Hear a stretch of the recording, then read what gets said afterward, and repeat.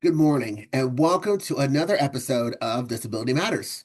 I'm Morgan Spicer, Self Advocate Coordinator with People First of West Virginia. Now, over the years, I've learned the importance of self advocacy and how much of an impact it makes to have your story out there. Disability Matters is designed to cover a wide range of topics that will inform you, inspire you, and encourage you to strengthen your advocacy journey. And we'll do this by offering a variety of guests as well as interviews with advocates around the state. It's not just legislative advocacy, it's so much more. So this month, Doug Hess got the chance to speak to Dave Shelton, advisor to People First of Paden City. Now, not only is he an advisor for People First, he is an award-winning writer, cartoonist, musician, and voice actor, just to name a few. So let's get to that interview now.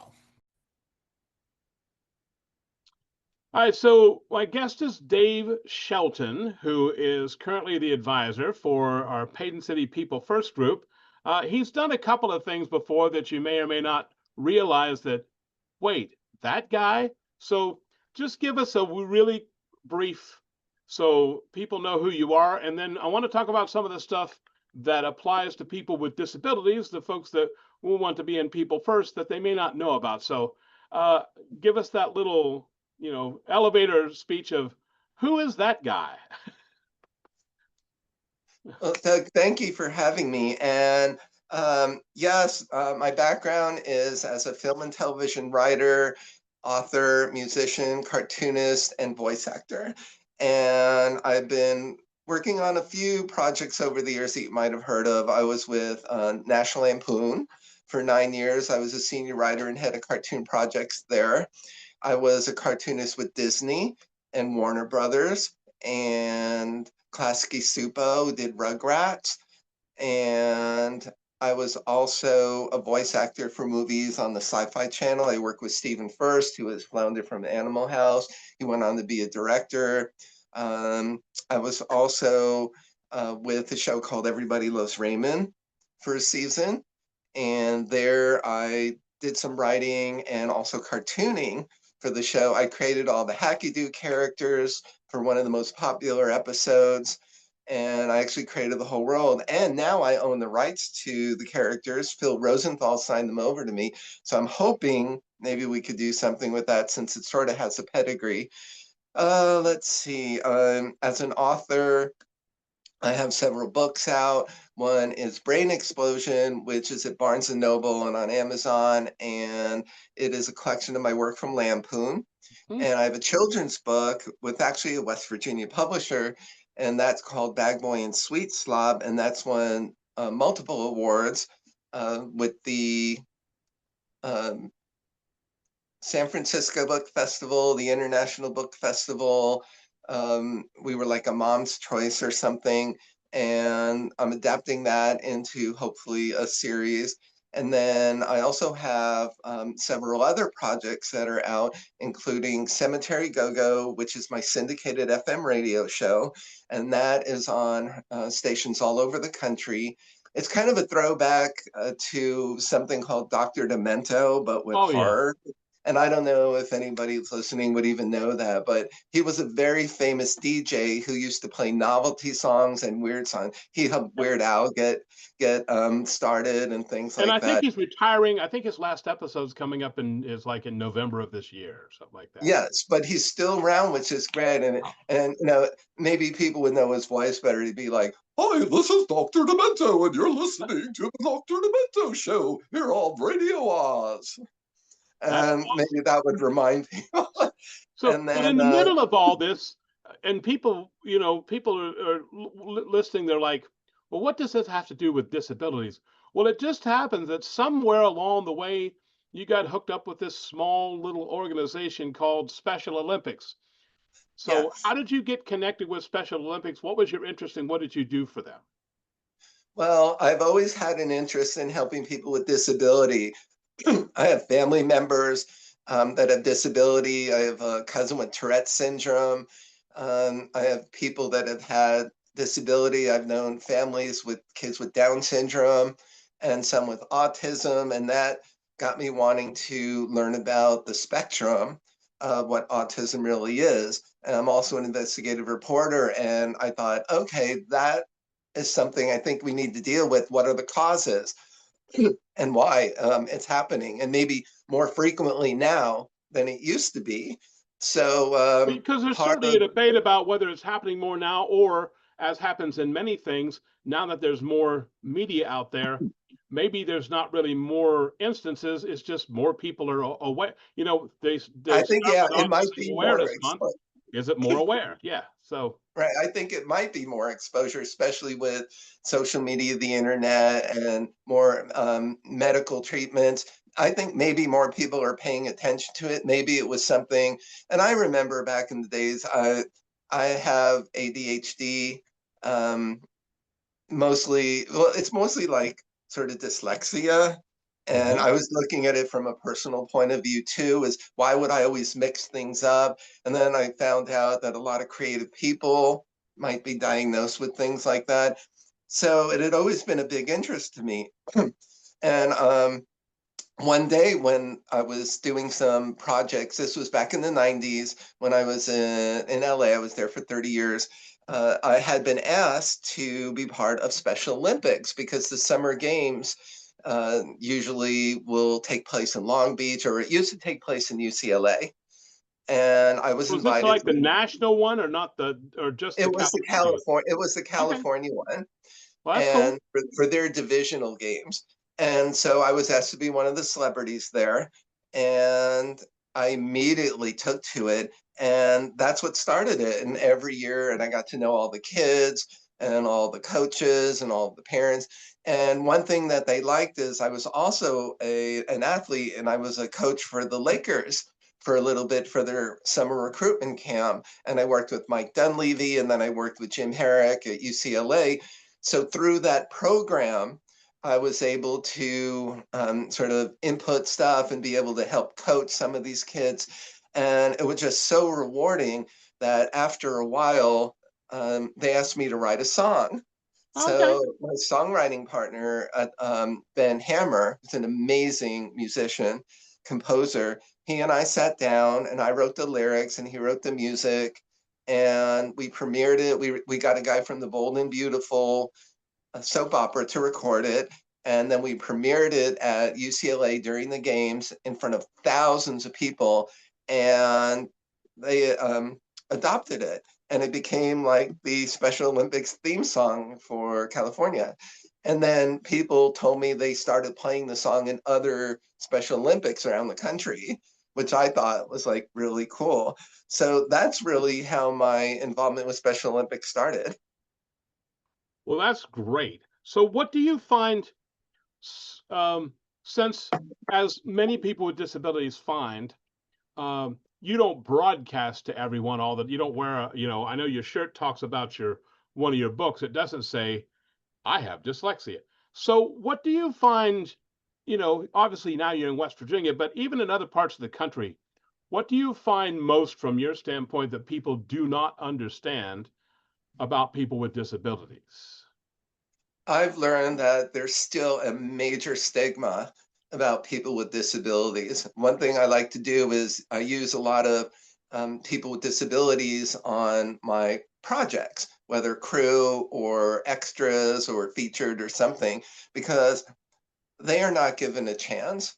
There's been over the years um, the Jerry Jewell, who's a friend of mine. She was the first person with cerebral palsy to get a sitcom. Was it The Facts of Life? And that may have opened it. Then there was Corky, the kid with Down syndrome on Life Goes On. So they started a little bit here and there using people with disability, but a lot of it is still a stigma that, oh, there's something wrong with them. If someone doesn't talk correctly, or if someone looks different, or they may not comprehend something the way other people do. Uh, it's like a loss of humanity, and it scares a lot of people. And that's what I think is wrong with a lot of um, alertness about people with disability. It's just that they don't understand. And I love that People First and other organizations are trying to advocate to give them a voice so that they can go out and they can be part of society, and that they have so much more to offer than people give them any credit for. That's like, there's some of those newer shows like Born This Way, which I'm friends with some of the guys from there. And then now there's Love on the Spectrum, which Well, also because came for a out. long time it was, I know you hire actors to play certain parts, but it's like, hey, what better if someone has a disability than to go hire somebody with a disability rather than have someone just Fake it. play some, Yeah, yeah, like come fake up it with it. out and stuff.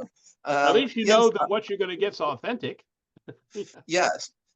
You also have to take into account that there are some people with disability that are shy, and some people that are very outgoing.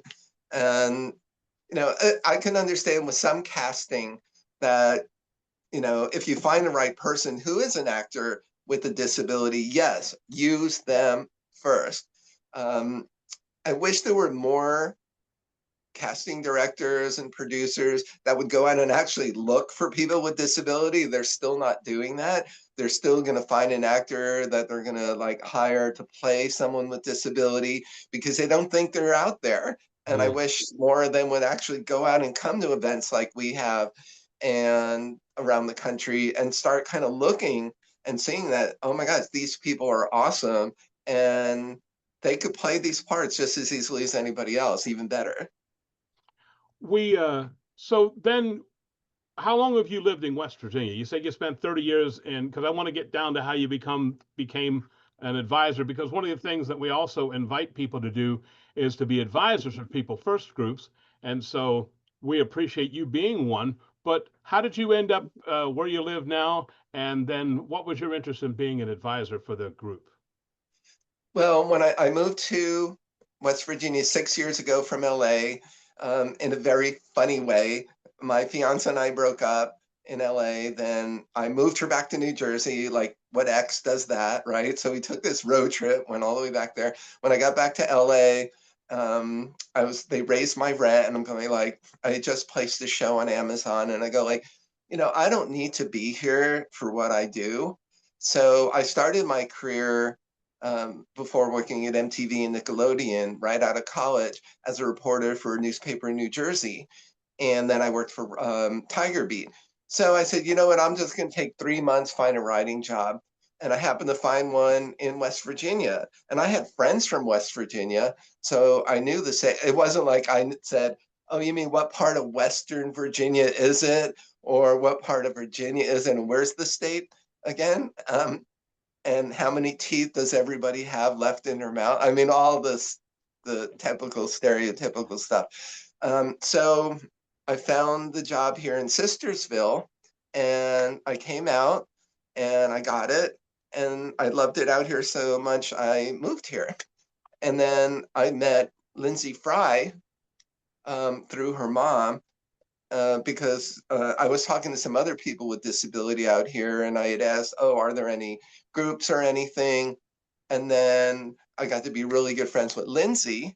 Mhm. And then she told me about People First. And she's the one that first, she's president of the Paden City chapter, and I'm like right next door to that. So she asked me if I'd like to be an advisor.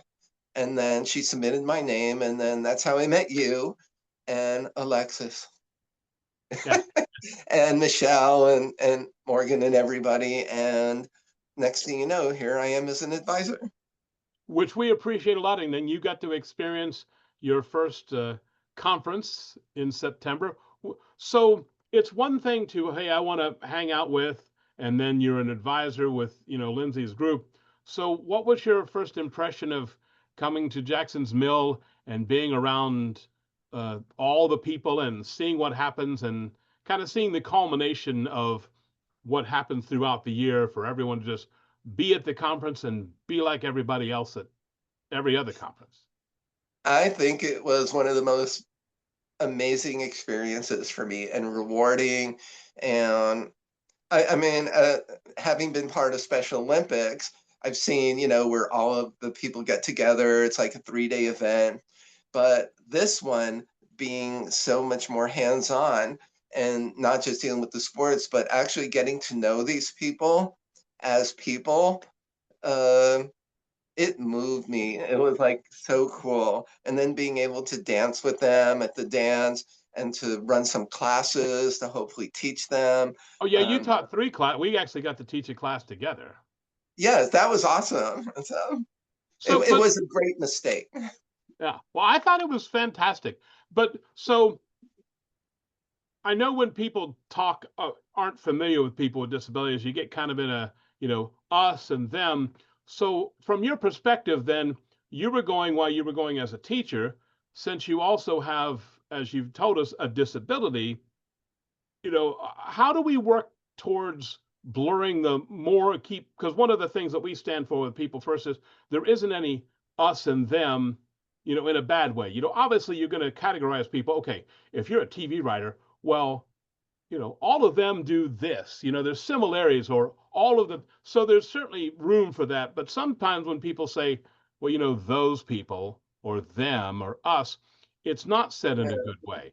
So how do we continue to bridge that gap so that the, when you say, well, they had a great time, it's not in a bad way? How can we continue to spread the message that we're all here, we all have differences, some of them have labels, some of them don't, some of them are invisible, some of them are, you know, because again, if people walk up to you on the street, you don't go, hi, I'm Dave, I have dyslexia.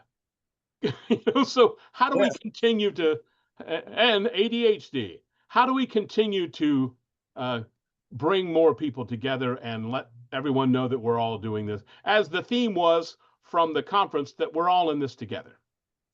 Right. Well, the best way is to like what we're doing is to keep advocating for it. But it's going to be with humanity, it's going to be a continual effort because every generation you're going to have more and more awareness, but there's still going to be a stigma. And for me, the best way is to just let people know is, hey, what makes you so much better than this person? We are all God's children, or we're supposed to be. And look at a person as to what they have to offer. That these people have feelings, they're flesh and bone, and um, they have emotions, they have talents, they're humans. We just got to keep getting it out there that these people, and I think some of them are more loving and more giving and more innocent than so many people who claim that they don't have any problems. I think part of the issue too is that a lot of people who may have their own insecurities, mental illness, things like that, are afraid to speak up about it. Mm. So they would rather react. And it's like with anything. Um, like people who will lash out and be violent. A lot of them do it because inwardly they feel inferior. So they think, oh, I'm going to go attack that person because they're succeeding and I'm not, or they have something that I don't.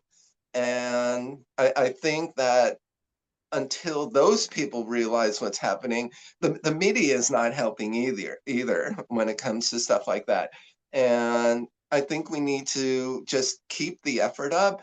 And for me, the most important thing is to just on a personal level make them feel like real people.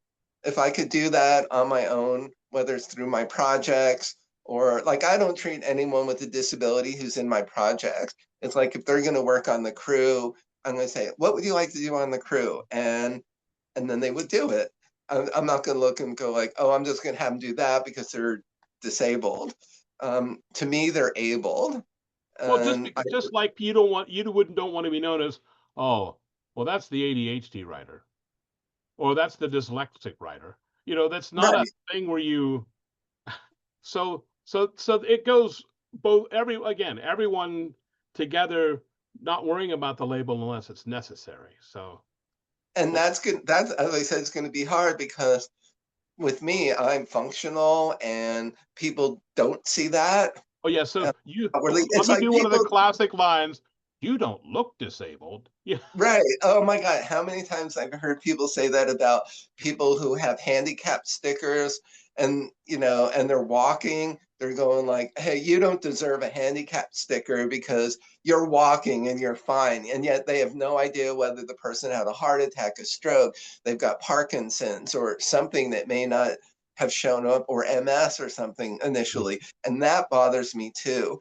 And yes, there are people that abuse the system, but for the most part, no one wants to give them a chance. Some disabilities, as you know, are more apparent. It's Mhm. more physical, and people do see it. One thing that I want people to kind of get rid of is the sympathy factor. It's like, oh, they're going to feel sorry for these people instead of building them up. It's like, oh, poor person in a wheelchair or poor person with autism. Um, that is not helping their esteem. And it is, I think sometimes, and I've seen it, it makes them retreat even more away from the public. Or the flip side, the your everything you do is an inspiration. Do you you got up and ate breakfast and got dressed and did all your stuff? Have you inspired anybody today because you did all that with ADHD and dyslexia? You know, I try to do that without even mentioning anything. But then that's what I'm then saying. on the other hand, it's almost like that could become condescending, Well, where it is. There's a comedian. I don't think she. I think she passed away, but she's like, look, I get up like everyone else does. That's not inspirational. Yeah, it's the other side of the thing. So, uh, you know, right, perfect. I look at, I work with a lot of little people too because I love dwarves and little people, and I just think it's so cool. And that's a disability, especially, but they've overcome a lot. And I think a good friend of mine is Martin Clabo, who's in Pirates of the Caribbean, and he and several others have just overcome so much. But you know what? Their attitudes are great about it, and I think that they don't care. There's a little comedian, Brad Williams, who I oh yeah. love. He does not give a crap about anything, and he'll go after anything, and I love that. So I think that on that end, we need to still keep supporting the people with disability, but on our level, we just go out there. Especially me, I don't care. I mean, if they know I have disability or not, I don't care. But as I said, it's not outward, and I don't go out and broadcast it. But it's um, it's something, when something on the other hand is more evident, then we just need to kind of tell people, you know what, stop being so pity about it. Why don't you just treat these people like anybody else? And I think the way they'll respond is a lot better than you just trying to kind of pat them on the head and say, oh, you're a sweet little disabled person. Which unfortunately I've seen people do. So, well, thank you very much. We have been talking to Dave Shelton. Well, wait a minute, hang on. The the disabled the disabled director, writer, and musician who see how ridiculous that sounds, but unfortunately in our society that happens a lot. But anyway, no, Yes. we're talking to the award-winning uh, writer, director, and the advisor for People First of Paden City, Dave Shelton. So thank you very much for your time. Thank you for coming to teach at the conference and for being the advisor, because that's certainly something that we need. So if you live around West Virginia and there's not a People First group in your area, you'd like to help start one, if you know people with disabilities and just kind of want to hang back and be the advisor to, show how to run meetings and things, then let us know. So thank you very I, much, Dave. I I appreciate your suggest time. it's one of the most rewarding things you'll ever be involved with. Fantastic. Well, thank you very much. We appreciate your time and all that you do. Thank you so much, Dave, for taking the time to speak with us today. Remember, if you would like to share your self-advocacy story or have a topic you would like covered on a future episode, don't hesitate to reach out to me. You can call the ARC at 304-422-3151 extension 129, or you can email me at morgan.spicer@thearcmov.org. I would love to have you as a guest on a future episode of Disability Matters. With that, we're out of time for this month's episode. Join us next time for another episode of Disability Matters, where we are advocating, educating, and celebrating the potential within you. See you next time.